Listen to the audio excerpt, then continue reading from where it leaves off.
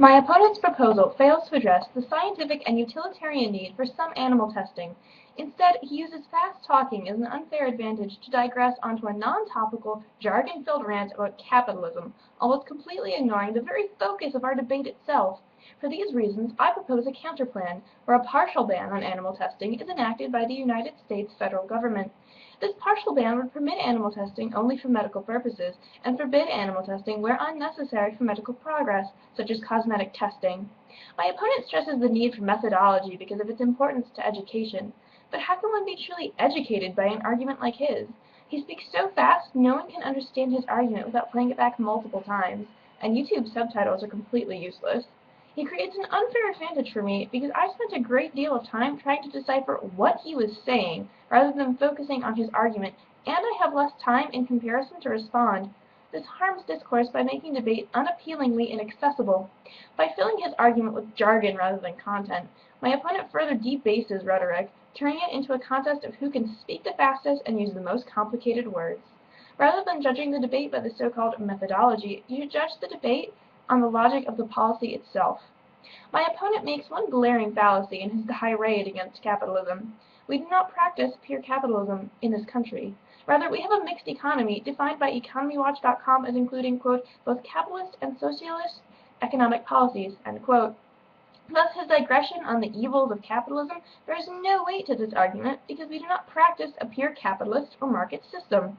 Furthermore, he fails to say with what exactly we would replace our current system, a major disadvantage in his plan. Regardless of whether capitalism or our current system is good, revolution is a bloody and far worse alternative. After all, haven't you seen Les Mis? One cannot deny the importance of animal testing to medicine. As Colin Blakemore, professor of neuroscience at Oxford and Warwick University, states, antibiotics, insulin, vaccines for polio and cervical cancer, organ transplantation, HIV treatments, they were all developed and tested using animals. In fact, animal research has contributed to 70% of Nobel Prizes for physiology or medicine. Without it, we would, medically speaking, be stuck in the Dark Ages. Alternatives exist, but they cannot replace all tests performed on animals because they lack the complexity of a fully functioning biological system. According to Roger Morris, head of the School of Biomedical Sciences at King's College, quote, real diseases are diseases of the whole body and can be only studied in the whole body. We need to look at living brain, end quote. A computer model or tissue sample cannot mimic or reproduce the intricate responses of a living organism. Furthermore, according to the National Institute of Environmental Health Sciences, scientists are required to consider alternative methods before using conventional animal testing, debunking my opponent's claims that capitalism, quote, forces people to test on animals. Unfortunately, some animals do lose their lives during medical testing, but at some point these tests have to be administered on a living being. If that organism were to die, would you rather be a rat or a human? As Claire Andres and Michael Vasquez point out in Issues in Medical Ethics, quote, if we had to choose between saving a drowning baby and saving a drowning rat, we would surely save the baby. Moreover, if we move to consider animals as our moral equals, where do we draw the line, end quote. My opponent equates animal testing to bigotry and misogyny, but he creates a logical fallacy by equating humans to animals.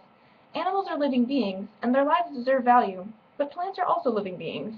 So are fungi, algae, and protists. So are bacteria. By some definitions, so are viruses. We differ from every other organism on the planet in that we alone are sapient. We alone have sentient thought and the capability to comprehend and analyze abstract concepts. Quoting Andres and Vasquez again, quote, the value we place on the lives of animals does not count as much as the value we place on human lives, end quote. Essentially, in situations where animal testing saves lives, those lives outweigh the lives of the animals in the experiments.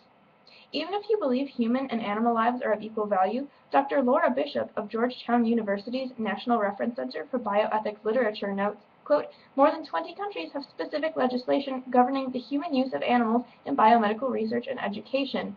A few countries require some explicit ethical justification, end quote. This is a debate on the use of animal testing. This is not a debate on the merits of capitalism. My opponent spends only a fraction of his argument, mere seconds, actually addressing the topic at hand. Instead, he uses fast talk, jargon, and a rant about capitalism to create an unfair advantage and digress onto a non-topical argument. Without any scientific evidence to back up his claims, my opponent's proposed ban on animal testing ignores its medical necessity. Animal testing is a situation of means justifying ends, of saving millions of valuable human lives. My counterplan of a partial ban on animal testing, limited only to medical research, is far more beneficial to the scientific community and humanity as a whole.